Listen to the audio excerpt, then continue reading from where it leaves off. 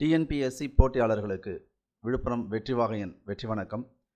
இன்றைக்கி 7ஆம் வகுப்பில் இயல் 2 நம்ம பார்க்க போகிறோம். அதில் காடு, இந்த காடுன்ற ஒரு கவிதை எழுதினவர் சுரதா. இப்போ இந்த அறிமுகத்தில் உங்களுக்கு என்ன கொடுத்துருக்காங்க பாருங்கள். எப்போயுமே சரி, புக்கை நல்லா தரவாக வாசிச்சுக்குங்க, ஓகேங்களா? சரி, ஒரு நாட்டின் வளம் அந்த நாட்டின் மொத்த நிலப்பரப்பில் அமைந்துள்ள காடுகளின் அளவை பொறுத்தே மதிப்பிடப்படுகிறது அப்படின்றத கொடுக்குறாங்க. இது நமக்கு ஒரு பாயிண்டாக கொஸ்டினாக வர்றதுக்கும் வாய்ப்பு இருக்கும். அதனால் இதை ஒரு தடவை படிச்சுக்கோங்க. அதுக்கடுத்து பாடல்கள். இந்த பாடல்கள் நமக்கு எந்த வரியை வேணாலும் கேட்கலாம். எப்போதுமே இந்த பாரதிதாசன், சுரதா, கவிமணி இவங்கெல்லாம் வெரி வெரி இம்பார்ட்டன்ட் பர்சனாலிட்டிஸ். அதனால் இதெல்லாம் நம்ம கொஞ்சம் தெளிவாக படிக்கணும், ஓகேங்களா? ஒவ்வொரு வரியையும் நம்ம படிக்கணும். இந்த வரியை யார், இந்த கவிதை எழுதினவர் யார் அப்படின்லாம் உங்களுக்கு கேட்பாங்க. அதனால் கொஞ்சம் தரவாக பார்த்துக்குங்க, ஓகேங்களா? ரைட். அறிஞ்சொற்பொருள். ஒவ்வொரு எக்ஸாம்லேயும் 2 கேள்விகள் குறைஞ்சபட்சம் அறிஞ்சொற்பொருள் வச்சுக்கிட்டே இருக்காங்க, ஓகேங்களா? இந்த அறிஞ்சொற்பொருள் நல்லா படிங்க. அதே மாதிரி நம்ம புக்கில் பின்னாடி கோர்வையாக தொகுத்து கொடுத்துருக்கோம். 6ஆம் வகுப்புலேருந்து 12ஆம் வகுப்பு வரைக்கும் நீங்கள் படிக்கிறதுக்கு ரொம்ப ஈஸியாக ஒரே இடத்துல 6, 7, 8, 9, 12ஆம் வகுப்பு வரைக்கும் இந்த அறிஞ்சொற்பொருளை தனியாக கொடுத்துருக்கோம். உங்களுக்கு எதெல்லாம் நேரத்தை மிச்சப்படுத்துறதுக்கான வழிவகை செய்யணுமோ அது எல்லாமே நம்ம புத்தகத்தில் செய்து கொடுத்துருக்குறோம், ஓகேங்களா? அறிஞ்சொற்பொருள் நல்லா தர பார்த்துங்க. இப்போ இந்த பாடலின் பொருளையும் நீங்கள் பொறுமையாக படிங்க. இந்த கார்த்திகை விளக்குகள் போல் காடு முழுவதும் மலர்கள் மலர்ந்திருக்கும். அப்போ இங்கே ஊமை சொல்லப்படுது இந்த இடத்துல. அப்போ இந்த பாடலை கொடுத்துட்டு என்ன இதில் வரக்கூடிய அணி எதுன்னு கேட்பான். கார்த்திகை தீபம் என காடெல்லாம் பூத்திருக்கும். அப்போ இது என்ன அணின்னு கேட்பாங்க, ஓகேங்களா? ஓமை அணி. அப்போ இந்த பாடலை படித்து நம்ம தெரிஞ்சுக்கணும், ஓகேங்களா? இந்த பாடலை பொறுத்த வரைக்கும் இது ஒரு முக்கியமான இடம் நம்ம கருதலாம், ஓகேங்களா? அதுக்கப்புறம் மீதி இருக்கிறதெல்லாம் நம்ம ஒரு தடவை சும்மா படித்து பார்த்துக்கலாம்ப்பா. அதுக்கப்புறம் வந்தால் இங்கே நரி ஊளையிடும். நமக்கு மரபு பிழை இருக்கு இல்லைங்களா, அதில் இது தேவைப்படும். நரி ஊளையிடும் அப்படின்றத பார்த்துக்குங்க. அதுக்கப்புறம் நம்ம நூல்வெளியை பார்க்கலாம். எப்போதுமே புத்தகத்தில் நூல்வெளி ரொம்ப ரொம்ப முக்கியம், ஓகேங்களா? சரி, சுரதாவின் இயற்பெயர் ராசகோபாலன். தன்னுடைய பெயர் என்ன பண்ணிட்டார் இவங்க, பாரதிதாசன் மாற்றி வச்சுக்கிட்டாங்க. ஏன்னா பாரதிதாசன் மீது அதிக பற்று கொண்டதுனால, அவருடைய கவிதைகள் மீது அதிக பற்று கொண்டதுனால ராசகோபாலன் என்ற பெயர் என்ன மாற்றிக்கிட்டார், சுரதான் மாற்றிக்கிட்டார், ஓகேங்களா? அதனால் பாரதிதாசன் விருதை பெற்ற முதல் நபரும் இவர் தான், ஓகேங்களா? சரி, இவர் பாரதிதாசன் மீது மிகுந்த பற்று கொண்ட காரணத்தால் பாரதிதாசன் இவர் பெயரை மாற்றி வச்சுக்கிட்டார், ஓகேங்களா? சரி, ரைட்.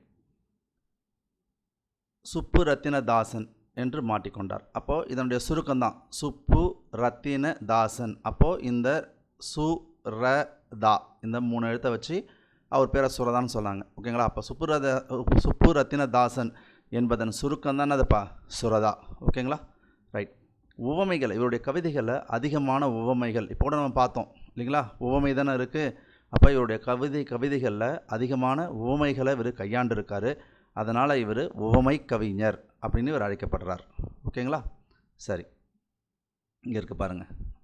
அதிகமான தன்னுடைய கவிதைகளில் உவமைகளை பயன்படுத்துறதுனால உவமை கவிஞர், ஓகேங்களா? சரி, அவருடைய நூல்கள் அமுதும் தேனும், தேன்மழை, துறைமுகம், இதெல்லாம் அவருடைய நூல்கள். நம்ம புத்தகத்துக்கு பின்னாடி ஒவ்வொரு கவிஞருடைய நூல்களையும் ஒரே இடத்துல தொகுத்து கொடுத்துருக்குறோம், ஓகேங்களா? ரைட். இந்த பாடல் தேன்மழை என்னும் நூலில் இயற்கை எழில் என்னும் பகுதியில் இருந்து தரப்பட்டுள்ளது. இதெல்லாம் நீங்கள் தெளிவாக படிச்சுக்கணும். எந்த பகுதியிலேருந்து அதை எடுத்திருக்காங்க அந்த பாடல் அப்படிலாம் கேட்பாங்க, ஓகேங்களா? இப்பாடல் கிள்ளிக்கண்ணி எனும் பாவகையை சார்ந்தது. கிளியின் மொழி போன்ற இனிய சொற்களை பேசும் பெண்ணை நோக்கி கூறுவதாக இனிய சந்தத்தில் பாடப்படும் இசைப்பாடல் கிளிக்கண்ணி. இது அப்படியே நமக்கு எக்ஸாமில் கேள்வியாக கேட்பாங்க. அப்போ யாரை நோக்கின்னு கேட்பாங்க. இனிய சொற்களால் பேசும் பெண்ணை நோக்கின்றது நமக்கு ஆன்சராக கொடுப்பாங்க. அதனால் இதெல்லாம் கொஞ்சம் தெளிவாக நீங்கள் படிக்கணும். ஒவ்வொரு இடத்தையும் ரொம்ப ஷார்ப்பாக பொறுமையாக படிங்க. நீங்கள் குறுகிய அளவில் படித்தாலும் ஆனால் அதில் தெளிவு இருக்கணும். தெளிவு இருந்தால் தான் பண்ண முடியும். நமக்கு இன்னும் 10 மாதம் இருக்குன்னு நினைக்காதீங்க. இதே மாதிரி நீங்கள் தொடர்ந்து படிச்சிங்க அப்படின்னா கண்டிப்பாக நம்மளால் 95லேருந்து 98 மார்க் எடுக்க முடியும், ஓகேங்களா? ரைட். இப்போ நம்ம இதில் தான் நமக்கு லாஸ்ட் எக்ஸாமில் கேள்வி கேட்டாங்க. கன்னி என்பது 2 அடிகளால் பாடப்படுகின்ற எதுகையால் அமைந்த பாடல் அப்படின்னு நமக்கு கேள்வியை வச்சாங்க, ஓகேங்களா? ரைட். காட்டை குறிக்கும் வேறு பெயர்கள். இதில் நமக்கு அடிக்கடி கேள்வி கேட்டுக்கிட்டே இருக்காங்க, ஓகேங்களா? இதனால் இதை கொஞ்சம் தெளிவாக நீங்கள் ஒரு தடவைக்கு நல்ல தடவை மனப்பாடம் பண்ணலைன்னா கூட ஆன்சர் ஆப்ஷன் பார்த்த உடனே இது நமக்கு கிடையாது அப்படின்னு தெரிகிற அளவுக்கு நீங்கள் இதை படித்து வச்சுக்கணும். ஓகேங்களா? ரைட். அடுத்தது பாருங்கள், நெஞ்சில் உரமின்றி. அந்த கிள்ளி கண்ணிக்கு ஒரு இசைப்பாடல், அந்த கிண்ணி கண்ணி பாடலுக்கு இசைப்பாடலுக்கு ஒரு எடுத்துக்காட்டாக நமக்கு பாரதியார் இயற்றின பாடலை கொடுத்துருக்காங்க. ஓகேங்களா? எப்போதுமே இதுதான் ஒரு அடி, இது இருக்குது இல்லைங்களா? இதை தான் நம்ம ஒரு அடியாக எடுத்துக்கணும். இது ஒரு அடி, இது 2ஆம் அடி, இது 3ஆம் அடி, இது 4ஆம் அடி. அப்போது இதில் பார்த்தீங்கன்னா இங்கே செகண்ட் எழுத்து பாருங்களேன், இஞ்சு, அதே இஞ்சு தான் இங்கேயும் வரும். இங்கே அடுத்தது பாருங்கள், இட்டு வருது, இங்கேயும் இட்டு. அப்போது இந்த கன்னி பாடல்கள் எல்லாமே எதுகையால் தான் அமையும். 2ஆம் எழுத்து ஒன்றாக இருந்தால் அது எதுகை அப்படின்றத நம்ம தெரிஞ்சுக்கலாம். லாஸ்ட்டு குரூப் 2 எக்ஸாமில் இந்த கேள்வி கேட்கப்பட்டது. ஓகேங்களா? ரைட். இந்த பாடல்களை கொஞ்சம் தரவாக படித்து வச்சுக்கிங்க. இது பாரதியார், பாரதிதாசன், சுரதா, இந்த மாதிரி வெரி வெரி இம்பார்ட்டன்ட் பர்சனாலிட்டிஸை உடைய வரிகளை நீங்கள் தரவாக படித்து வச்சுக்கணும். ஓகேங்களா?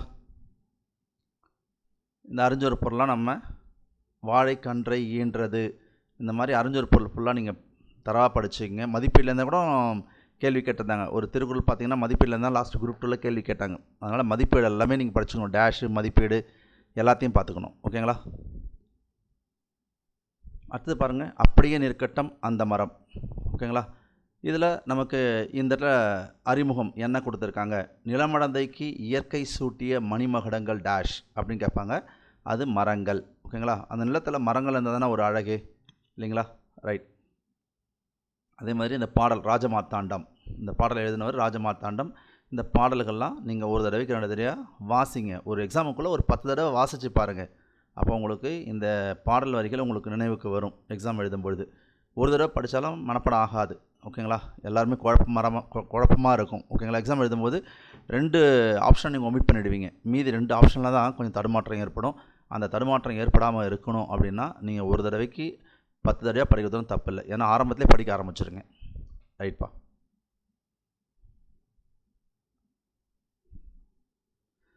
சொல் பொருள்லாம் தரவாக படிச்சிங்க. இதெல்லாம் துஷ்டி கேட்டல், துக்கம் விசாரித்தல். துக்கம் இதில் விசாரிப்பாங்கப்பா, ஒரு நம்ம வீட்டில் வயதானவங்க இறந்துட்டாலோ அந்த மாதிரி விசேஷம், அந்த மாதிரி நிகழ்வுகளில் தான் நமக்கு என்ன பண்ணுவாங்க, துஷ்டி கேட்குறது, அது துக்கம் விசாரிக்கிறது நடக்கும். ஓகேங்களா? இப்போ நூல்வெளின்றத ரொம்ப தரவாக இருக்கணும்ப்பா.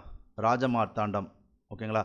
இவர் இதழாளர், கவிதை திறனாய்வாளர் என பன்முக திறன் பெற்றவர். அப்போ இதெல்லாம் நமக்கு தெரியணும். இதழாளர் ஏன்னா ஆட் ஒன் ஆஃப் அவுட்டில் கொடுக்கும் பொழுது அப்போ நமக்கு தடுமாற்றம் ஏற்படும். அதனால் இதை கொஞ்சம் தரவாக பாருங்கள். கொல்லிப்பாவை என்னும் சிற்றிதழை நடத்தினார். இதெல்லாம் வெரி வெரி இம்பார்ட்டன்ட். ஓகேங்களா? திடீர்னு கொல்லிப்பாவை என்ற சிற்றிதழை நடத்தியவர் யாருன்னு கேட்பாங்க, ராஜமார்த்தாண்டம். ஓகேங்களா? இல்லை வேறு யாராவது ஒருத்தங்களை கொடுத்துட்டு இது வெளியேற்றினான்னு சொல்லுவாங்க. அப்போ நமக்கு தெரியணும், ஆட் ஒன் ஆஃப் அவுட் எடுக்கிறதுக்கு நமக்கு தெரியணும். ஓகேங்களா?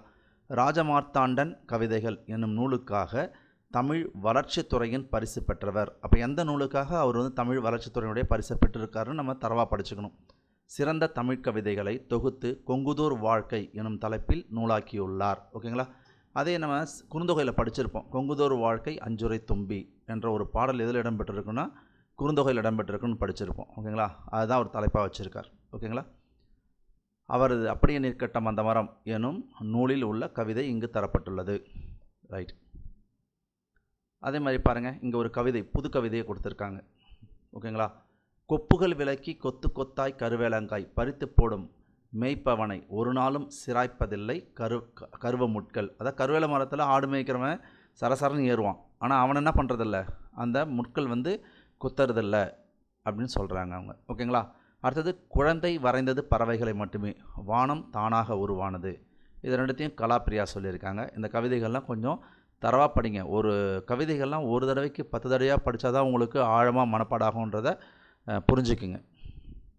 அதே மாதிரி இங்கே மதிப்பீடு கொடுத்துருக்காங்க. மதிப்பீடெலாம் நல்லா தரவாக படிங்கப்பா. வேறு என்னென்ன இருக்குதுன்னு பாருங்கள். ஓகேங்களா? இப்போ நம்ம புக்கில் பாருங்கள். இப்போ இந்த 2 இதுக்கு எவ்வளோ கேள்விகள் எக்ஸாம்ஸில் கேட்டிருக்காங்க பாருங்கள். காடு இதை நம்ம பார்த்தோம். உங்களுக்கு பாடல் கம்ப்ளீட்டாக கொடுத்தாச்சு, எதுவுமே மிஸ் ஆகாது புத்தகத்தில். ஓகேங்களா? உங்களுக்கு ஸ்கூல் டெக்ஸ்ட் புக்கே வாங்க அவசியமே கிடையாதுங்க. ஏன்னா நீங்கள் ஸ்கூல் டெக்ஸ்ட் புக் வாங்கணுன்னா கிட்டத்தட்ட 25 புக்கு வாங்கி ஆகணுங்க. நீங்கள் கவுண்ட் பண்ணி கூட பாருங்களேன். ஒரு புக்கு 200 ரூபா அப்படின்னா நீங்கள் 25 புக்கு வாங்கினா மட்டும்தான் இந்த தமிழுக்கு உங்களுக்கு நோட்ஸ் கிடைக்கும். ஓகேங்களா?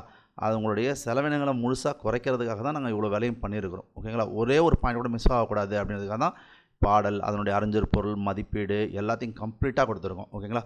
அது இல்லாமல் உங்களுக்கு இந்த 2010 2008லேருந்து டிஎன்பிஎஸ்சியில் கேட்கப்பட்ட கேள்விகளையும் இதில் அட்டாச் பண்ணியிருக்கோம். அப்படியே அங்கே சேர்த்துருக்கோம். நீங்கள் பார்த்தீங்கனாலே தெரியும். பாருங்கள், அறிஞர் பொருளை டிஎன்பிஎஸ்சியில் எப்பப்போலாம் கேள்வி கேட்டிருக்காங்க. அதுக்கப்புறம் பாருங்களேன், சுரதாவில் நூல்வெளி எவ்வளோ இருந்துச்சுன்னு பாருங்கள். இதில் எவ்வளோ இருக்குது பாருங்கள். எந்தெந்த நூல் வந்து டிஎன்பிஎஸ்சியில் கேட்டிருக்காங்கன்னு அப்படி நோட் பண்ணி வச்சுருக்கோம் பாருங்கள். அவ்வளோ விஷயமும் உங்களுக்கு உள்ளே சேர்த்துருக்குறோம். அதேமாதிரி பாருங்களேன், இந்த காட்டை குறிக்கும் வேறு சொல்ல எதெல்லாம் டிஎன்பிஎஸ்சி ரெட்டு கொடுத்துருக்கோம் இல்லைங்களா, இதே மாதிரி தான் புக்கில் இருக்கும். இதே மாதிரி ரெட்டில் கொடுத்ததெல்லாம் என்னதுங்க, டிஎன்பிஎஸ்சியில் கேட்கப்பட்ட கேள்விகள்.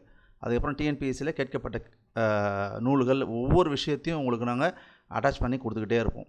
ஓகேங்களா? இது பாரதியார் இயற்றிய பாடல், இது கலாப்பெரியாவது கவிதை. அதுக்கப்புறம் பாருங்கள், மதிப்பீடும் உங்களுக்கு கம்ப்ளீட்டாக கொடுத்துட்ருப்போம். அந்த மதிப்பீடுலேருந்து கேட்டிருக்காங்க பாருங்கள். ஓகேங்களா? இந்த கிளாஸ் பிடிச்சிருந்தா சப்ஸ்கிரைப் பண்ணிக்கங்க, உங்கள் ஃப்ரெண்ட்ஸுக்கு ஃபார்வர்ட் பண்ணுங்கள், கமெண்ட் பண்ணுங்கள், ஷேர் பண்ணுங்கள். ஓகேங்களா?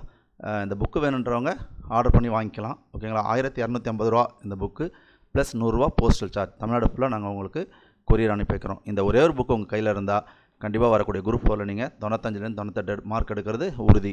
கிட்டத்தட்ட 25 புக்கு நீங்கள் ஸ்கூல் டெக்ஸ்ட் புக்கு வாங்கணும் அப்படின்ற விஷயத்தை இந்த ஒரே புக்கு உங்களுக்கு ஈடுகட்டுங்க. இந்த ஒரே புக்கு கையில் இருந்தால் போதும். ஓகேங்களா? Thank you very much.